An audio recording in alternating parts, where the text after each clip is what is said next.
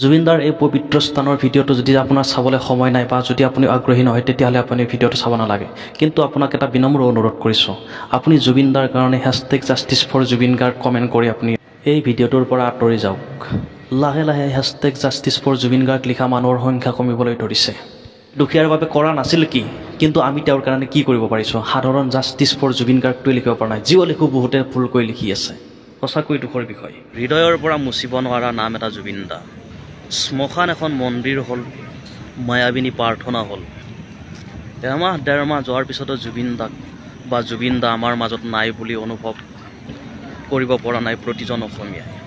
এয়াই চাগে তেওঁৰ মৰমীয়াল এখন হৃদয় আছিল কাৰণে আমাৰ প্ৰতিজন অসমীয়া মানুহে তেওঁক পাহৰিব পৰা নাই আৰু যেন সমাধিত আহিও অনুভৱ হোৱা নাই যে তেওঁ আমাৰ মাজত নাই। ক'ৰবাত যেন এনেকৈ ক'ব, মোৰ একো হোৱা নাই, মই আকৌ আহিছোঁ তহঁতৰ মাজত, চাচোন ভালেই আছোঁচোন মই, তেনেকুৱা যেন কিবা এটা আমাৰ মাজত অনুভৱ হয় আজিও। শেষত এটা কথাই ক'ম, তেওঁ ভালে থাকক, য'ত আছে ভালে থাকক, শান্তিত থাকক। মুহূৰ্তলৈকে যদি আপুনি ভিডিঅ'টো চাই আছে তেতিয়াহ'লে আপোনাক মই এটা বিনম্ৰ অনুৰোধ কৰিম। লাহে লাহে জুবিনদাৰ ন্যায় বিচৰা মানুহৰ সংখ্যা কমি যাবলৈ ধৰিছে।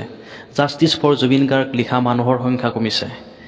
আমি যদি জুবিনদাৰ কাৰণে এইখিনি কৰিব নোৱাৰোঁ, আমি কিহৰ অনুৰাগী জুবিনদাৰ? প্লিজ আপোনালোকক অনুৰোধ কৰিছোঁ, আপোনালোকে জুবিনদাৰ ন্যায় বিচৰাত কমি নকৰিব বা লাহে লাহে আপোনালোকে কমাই নিদিব জাষ্টিছ ফৰ লিখিবলৈ। আমাক জুবিনদাৰ ন্যায় লাগিব, যিহেতু জুবিনদা আমাৰ সৰু মানুহৰ কাৰণে ভগৱান আছিলে, দুখীয়াৰ কাৰণে ভৰসা আছিলে। ইয়াতে অহাৰ লগে লগে মানুহৰ ইয়াৰ পৰা যাবলৈ ইচ্ছা নাযায়। যিদৰে তেওঁৰ গান শুনি মানুহে ভাল পায়, সেইদৰে হয়তো আজি সমাধিত আহিও তেওঁৰ মানুহে কিবা এটা বিচাৰি পায়। তেওঁক অসমীয়া মানুহে কেতিয়াও পাহৰিব নোৱাৰে। তেওঁ অমৰ হৈ ৰওক প্ৰতিজন অসমীয়াৰ হৃদয়ত। অসমীয়া মানুহে এইখন মুখ হয়তো জীৱনত কেতিয়াও পাহৰিব নোৱাৰে, কাৰণ কিমান মৰম লগা, কিমান হৃদয়বান মানুহ আছিলে এইজন জুবিন দা। যি তেওঁ গুচি যোৱাৰ পিছতো একমাহ ডেৰমাহকলৈকে মানুহৰ বিশ্বাস নাই যে আমাৰ মাজত তেওঁ নাই। আজিও ৰাতি হাহাকাৰ কৰি ফুৰে সেই মনটোৱে আমাৰ, যে জুবিন দা সঁচাকৈ নাই নেকি আমাৰ মাজত। আৰু ইয়াতে এটা মই বিশেষ দৃশ্য দেখিছোঁ, জুবিনদাৰ এখন ডাঙৰ বেনাৰত তাত বহুতে লিখি গৈছে জাষ্টিছ ফৰ জুবিন গাৰ্গ, লগতে নিজৰ ছিগনেচাৰ কৰিছে। এই ভিডিঅ'টো চোৱাৰ পিছত যদি আপুনি জুবিনদাৰ সমাধিত যায় তেতিয়াহ'লে এটা পেন লৈ যাব, লৈ যায় তাতে নিজৰ ছিগনেচাৰ লগতে জাষ্টিছ ফৰ জুবিন গাৰ্গ লিখি থৈ আহিব। সোণাপুৰৰ ৰাইজক মই বহুত ধন্যবাদ জনাইছোঁ। লগতে আৰু আপোনালোকক এটা বিনম্ৰ অনুৰোধ কৰিম, এই গছপুলিসমূহ যেন আপোনালোকে সংৰক্ষণ কৰে। যিসকল মানুহে তাত কিছুমান মানুহে বেপাৰ বাণিজ্য কৰিছে, সেইসকলে যেন গছকেইডালত অকণমান পানী দিয়ে, তাৰ বাবে মই আপোনালোকক বিনম্ৰ অনুৰোধ কৰিম। আৰু আপুনি যদি জুবিনদাৰ সঁচা অনুৰাগী, এই ভিডিঅ'টো বিয়পাই দিয়ক সোণাপুৰ ৰাইজৰ মাজত, প্লিজ শ্বেয়াৰ কৰক।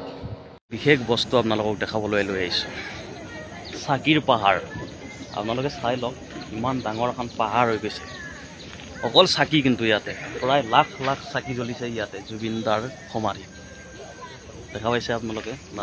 আমি জুবিনদাৰ ক্ষেত্ৰত চাকিৰ পাহাৰ দেখা পালোঁ, জুবিনদাৰ ক্ষেত্ৰত আমি গামোচাৰ পাহাৰ দেখা পালোঁ, ফুলৰ পাহাৰ দেখা পালোঁ। ইয়াতে দেখা পাইছে ধূপৰ বাকলি, ধূপৰ পেকেট, লগতে চাকি লাখ লাখ। মানে কি ক'ম আৰু। জুবিনদাৰ এই পবিত্ৰ স্থানৰ ভিডিঅ'টো যদি আপুনি শ্বেয়াৰ কৰিবলৈ টান পাইছে তেতিয়াহ'লে শ্বেয়াৰ কৰিবলৈ নালাগে, কিন্তু আপোনালোকে ভিডিঅ' এটা কৰি তাত বিয়পাই দিয়ক সোণাপুৰ ৰাইজৰ মাজত, যেন তেখেতসকলে এই গছ পুলি হওক বা তাতে চাফ চিকুণ কৰি ৰখাৰ দায়িত্বটো যেন সদায় অটুট ৰাখে, সদায় এই কৰ্মখিনি কৰি যায়। আমাৰ দূৰ দূৰণিৰ মানুহখিনিৰ এই কামটো কৰাটো সম্ভৱ নহয়, সেইবাবে কৈছোঁ আপোনালোকে শ্বেয়াৰ কৰক, সোণাপুৰৰ ৰাইজৰ মাজত বিয়পাই দিয়ক আৰু গছ পুলিসমূহ এটলিষ্ট 3 মাহ সংৰক্ষণ কৰক। তাৰপিছত নিজে পানী পৰিব, নিজেই প্ৰকৃতিয়ে বৰষুণ দিব, তাৰপিছত লপলপীয়া আকৌ আমি জুবিন দাক লগ পাম নাহৰৰ মাজত। জয় জুবিন দা।